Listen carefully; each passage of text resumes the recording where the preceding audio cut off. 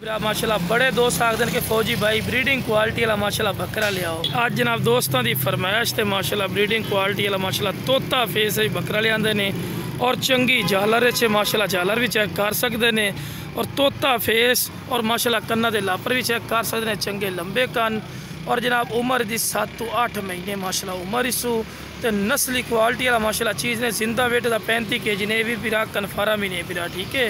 तो बिरा इस तो बाद नस्ल और क्वालिटी नहीं होती ने माशाल्लाह बिरा हुसन वाला पठोरा ने तो वीडियो नहीं बनवा रही, बड़ी मुश्किल वीडियो बना रहे हैं। वेखते कितना तेज है चिपटे सिंगा ने चंगी बेल ने और जो बिरा ने फौजी भाई शौक कर शौक पूरा नहीं होता। बिरा नस्ली चीज़ ने बकरियां वास्ते ज़बरदस्त बकरियां वास्ते माशाल्लाह ज़बरदस्त ने अगर 2026 की कुर्बानी से पाल सोना बिरा ज़बरदस्त चीज़ ने तो यह बकरा जो अच्छी खुराक दे तो बिरा 150-200 kg वजन आराम नाल कर जाते हैं माशाल्लाह बिल्कुल बराबर का थला इसू और क्वालिटी वाइज ही नंबर 1 ने बिरा। जिस बिरा चाहिए इंशाल्लाह रबता करके मुनासिब कीमत लै सकते हैं।